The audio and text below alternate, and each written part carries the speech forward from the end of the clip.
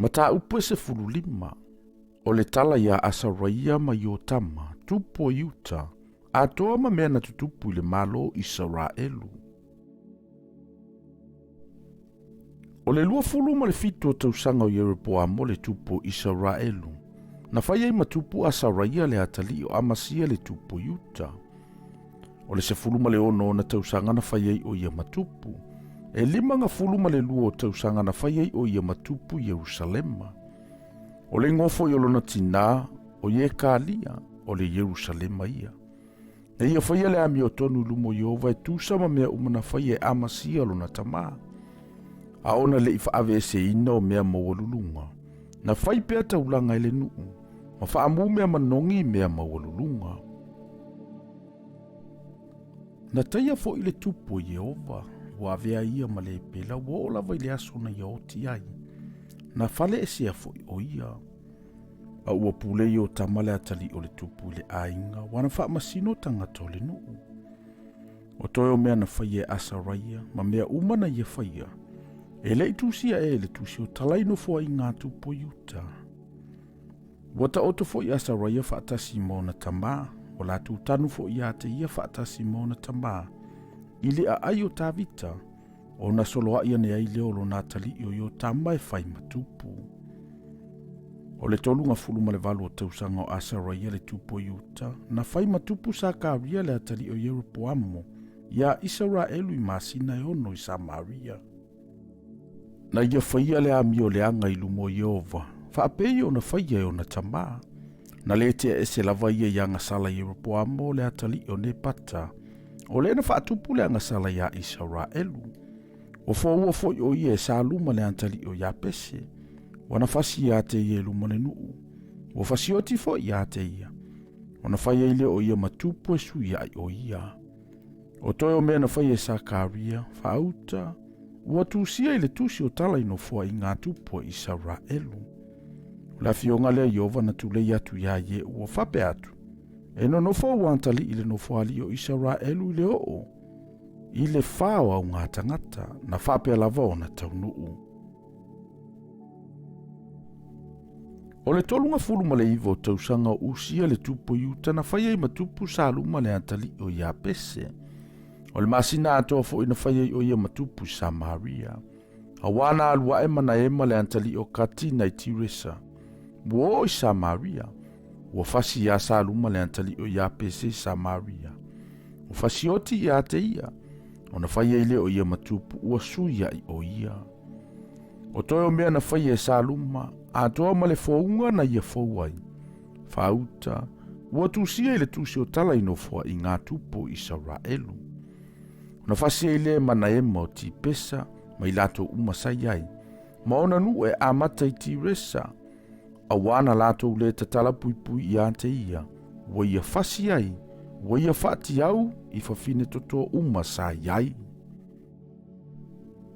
O le tolunga fuluma le iwa o tausanga o Asaraia le tupu Iuta na whai ai mana ema le atali o katima tupu Israelu. I tausanga e se fulu i Samaria. Na ia whaia fo i le amio le anga i lumo Iova. O lona o langa umai le itea ese i lava i anga sala Yeroboamo le atali o ne pata. O le na whaatupu le anga sala ia Israelu. Na si ile taua e pula le tupu Asuria i le nuu. Aua e watu e mana e mo taleni a rio tasi le afe ia pula. Ina ia na fesoso ani i ante ia. Ina ia ua mau le malo i ante ia. Na tongi tufo i mana e mo tupe ia Israelu. I tangata sili uma e tamau ainga. Ina ia avatu ai le tupu Asuria. Ia tofu o na tangata mase keri a rio e li mga fulu. O na foi atu ai le o le tupu Asuria.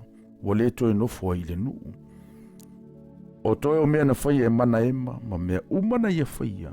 E le itusia e le tusi o tala ino fua i ngā tupu Israelu. Wata oto fo i mana ema whaatasi maona tamā. O na solo aia ne ai lea o peka sialo nā tali e whai matupu. O le limanga fulo tausanga o Asaraia le tupu Iuta na whaia i matupu peka sia le atali o mana ema. Ia Israelu i Samaria e lua tausanga. Na ia whaia fo i le amio le anga i lumo Iova. Na ia le te se lava i le anga sala i ripoamo le antali o ne pata. O le na whaatupu le anga sala ia Israelu. A ua fo ua ia e peka le atali i o remalia o lana ave au. O ia fasioti fo ia te i Samaria. I le olo o i le fale o le tupu o i latou. Ma are kopa ma arie. Na ia te ia fo i o tangata kiri ata e to o 5 O ia fasioti lava ia te ia. Na whaia i le o ia matupu ua suia i o ia. O toi o mea na whaia e pekasia, a toa mea umana ia whaia. Whaauta, ua tusia i le tusi o tala ino fua i ngā tupu Israelu. O le 50 ma le lua o tausanga o Asaraia le tupu yuta na whaia i matupu peka le atali i o remalia, ia Israelu i Samaria, i tausanga e 20. Na ia whaia fo i le amio le anga i lumo Jehova.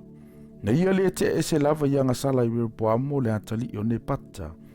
O le na whaatupu le anga sala ia Israelu.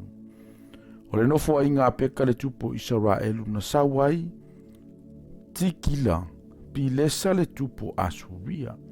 Wana whaofo i ono ma apela pete ma aka, ma yanoa, ma katesa, ma hasora, ma kiriata, ma kalileia. O le nu uma o na whatali. Wana whaatawhea ina i lantou i Asuria. Uafo i peka le atali i o Remalia. E Hosea le atali i o Ele. Wana fasi i ate ia ua o tiai. Wana whaia i le o ia matupu ua suia i o ia. I le 20 o tausanga i o tama le atali i o Usia. O toi o mea na whaia e peka, a toma mea umana ia whaia. Whaauta, ua tusia i le tusi o tala ino fua i ngā tupu Israelu. O le lua o tausanga o peka le antali o Remalia, le tupu o Israelu. Na whaia i matupu, i o tama le antali o Usia le tupu o Yuta. O le lua furuma le 5 o na tausanga na whaia i o ia matupu, e se furuma le ono fo i tausanga. Na whaia i o ia matupu Jerusalema. O le ingoa fo i olo na tina, o Jerusalem a fafine o sa toka. Na ia whaia fo i le ami o tonu lumo Jehova.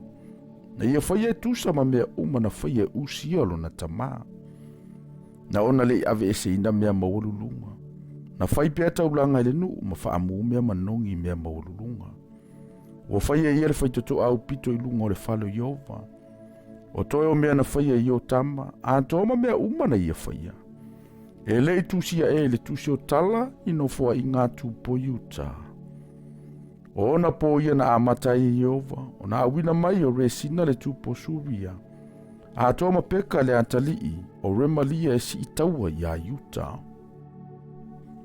Ua ta oto fo i o tama whaatasi mo na tama.